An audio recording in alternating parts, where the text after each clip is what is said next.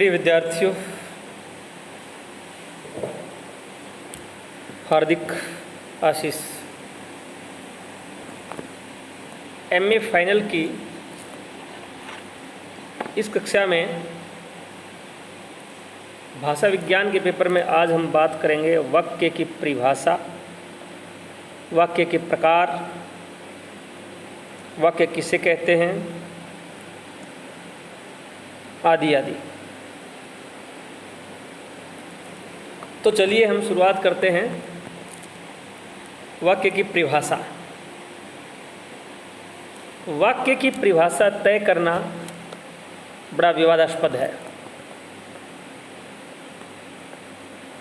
भारत के प्राचीन व्याकरणों, दार्शनिकों और साहित्यकारों ने वाक्य की परिभाषा अलग अलग दी है। किसी ने कुछ कहा है, किसी ने कुछ कहा है।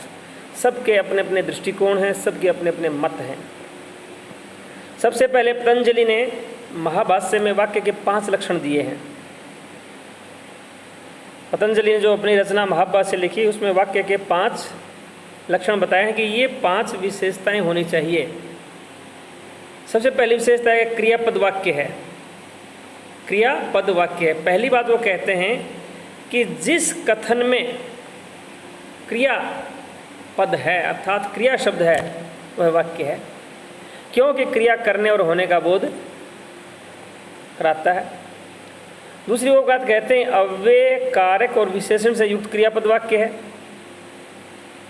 दूसरा लक्षण वो बताते हैं कि जिसमें अव्यय हो, विशेषण हो और कारक हो और क्रियापद हो वह वाक्य है। फिर वो कहते हैं कि क्रिया विशेषण से युक्त क्रियापद वाक्य है। क्रिया विशेषण से युक्त क्रियापद वाक्य है। चौथी बात वो कहते हैं कि विशेषण युक्त क्रियापद वाक्य है। विशेषण हो और क्रिया शब्द हो वो भी वाक्य है। अंतिम और महत्वपूर्ण बात कहते हैं कि क्रियापद रहित संज्ञा पद भी वाक्य होता है। अर्थात जहाँ क्रिया ना हो, केवल संज्ञा पद हो, संज्ञा शब्द हो, वह भी वाक्य कहलाता है कई परिस्थितियों में। जैसे किसी ने प्रश्न किया कौन आया है और उत्तर मिला मोहन। यहाँ मोहन एक संज्ञा शब्द है। इसके साथ ना अव्यय है, ना कारक है, ना विशेषण है, ना क्रिया विशेषण है, कुछ भी नहीं है। लेकिन ये वक्ता के प्रश्न का संतोषजनक जवाब है और पूर्ण है, तो ये भी वाक्य कहलाएगा। आचार्य विश्वनाथ ने वाक्य की परिभाषा इस प्रकार दी है। आकांक्षा, योग्यता और आसक्ति से युक्त पद समूह को वाक्य माना है। आचार्य विश्वनाथ कहते हैं कि जिसमें कोई इच्छा शेष ना रहे, वाक्य के पद क्रिया करने में योग्य हों और उनका मेल कर्ता, कर्म और क्रिया या व्याकरणिक जो कोटियां हैं उनका मेल सही हो, ऐसे शब्दों का समूह वाक्य है। आचार्य श्री भर्तृहरि ने वाक्य की कोई एक सटीक परिभाषा नहीं दी, बल्कि वाक्य की कुछ विशेषताएं बताई हैं। एक परिभाषा तो उन्होंने नहीं दी आचार्य भर्तृहरि ने, एक कुछ विशेषताएं बताई हैं। वही बात है पतंजलि वाले, क्रियापद को वाक्य कहते हैं। वही बात कहते हैं वो भी यहाँ कि क्रियापद होता है वो भी वाक्य होता है। क्रियायुक्त, कारक आदि,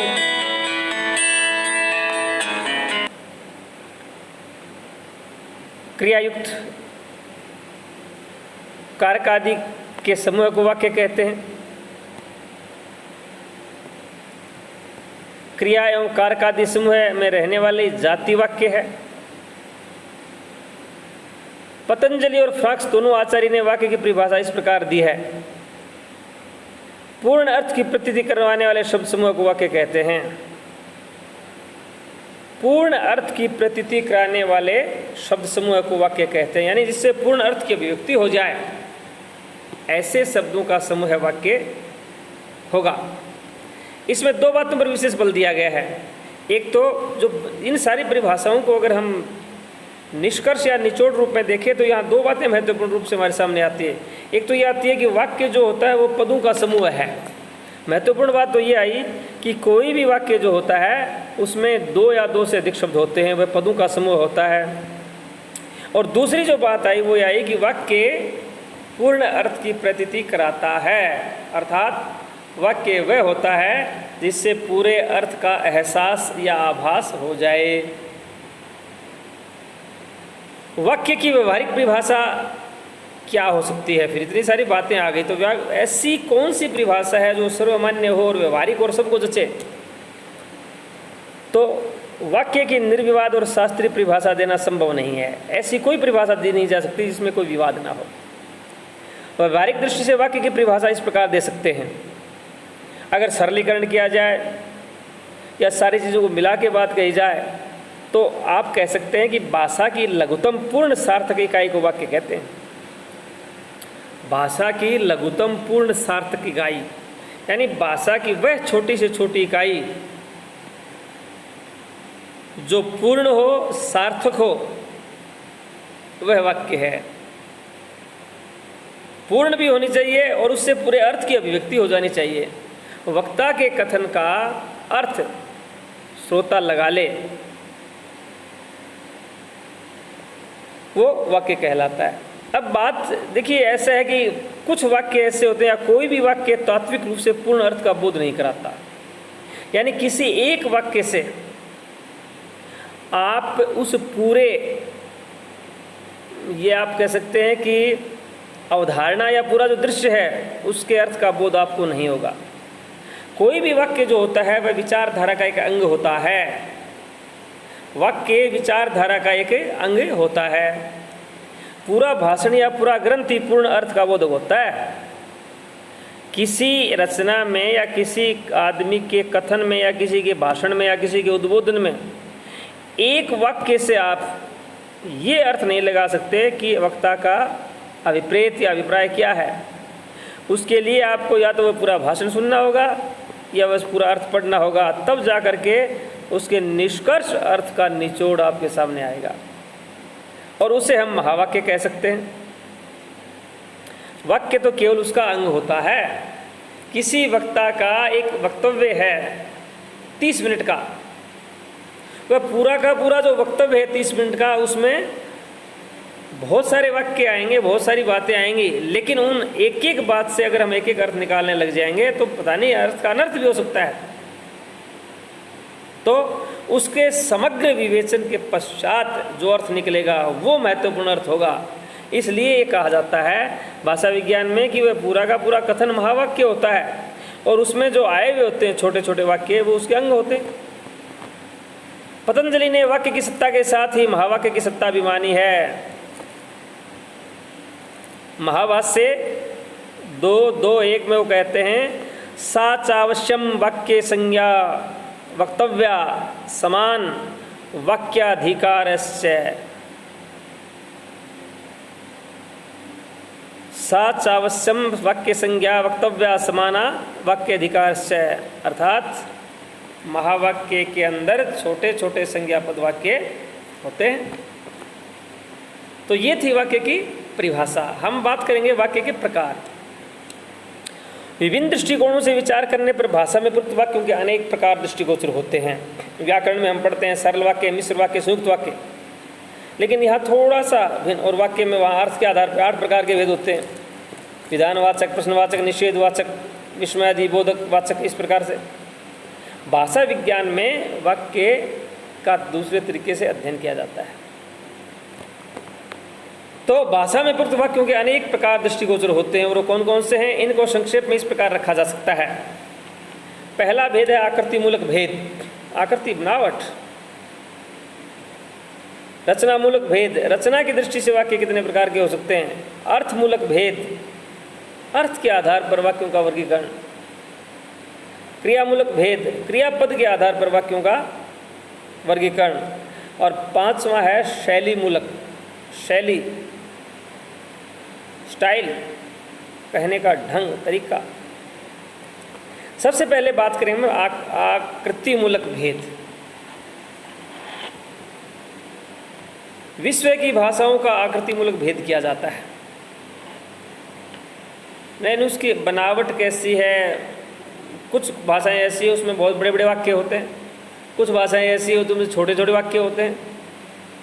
तो इस आधार पे आकृतिमूलक भेद की बात करेंगे।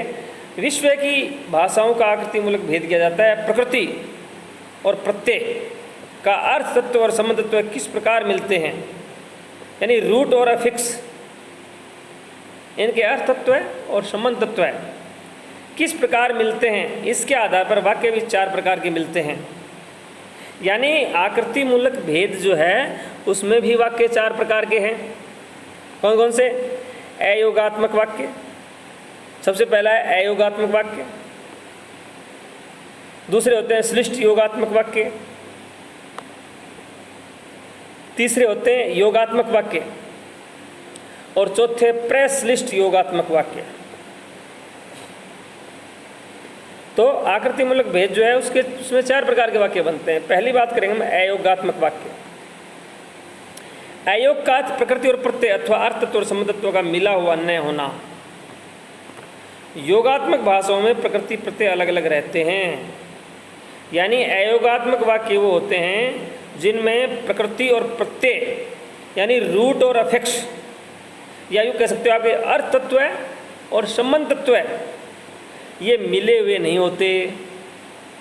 अर्थ और संबंध तत्व है, अर्थ तत्व यानी उसमें अर्थ कुछ और निकलता है, वाक्यों का संबंध कुछ और होता है। इसमें कारक चिन्ह आदि स्वतंत्र होते हैं। योगात्मक वाक्य जो होते हैं उनमें कारक या प्रसर्ग जो होते हैं वो संज्ञाओं के साथ युक्त होते हैं या सर्वनाम के साथ युक्त होते हैं। लेकिन ये जो अयोगात्मक वाक्य होते हैं इनमें कारक चिन्ह आदि जो होते हैं वो स्वतंत्र होते हैं। चीनी भाषा अयोगात्मक भाषा है। चीन की जो भाषा है वह अयोगात्मक भाषा है। इसमें पदक्रम निश्चित है, कर्ता क्रियाक्रम ये तो तय है। उसमें विशेषण कर्ता के पूर्व आता है, जैसे ता जेन, ता जेन बड़ा आदमी, ता बड़ा जेन आदमी। अगर इसको उल्ट दिया जाए जेनता, यहाँ ता जो है विधेय हो जाता है, जेनता आदमी बड़ा है। विशेषण और विधेय बदल गए, नहीं उद्देश्य और विधेय। वो तानी मैं तुझे मारता हूँ, यहाँ वो का अर्थ है मैं, ता का अर्थ है मारना और नी का अर्थ है तुम। अब देखिए इसकी संरचना उल्टी देखिए, नी ता वो, तू मुझे मारता है। यहाँ नी का अर्थ क्या हो गया? तू मुझे मारता है। यानी यहाँ शब्दों का क्रम या पदों का क्रम बदल देने से अर्थ बदल जाता है। ये कहलाते हैं अयोगात्मक वाक्य। बाकी कल। धन्यवाद।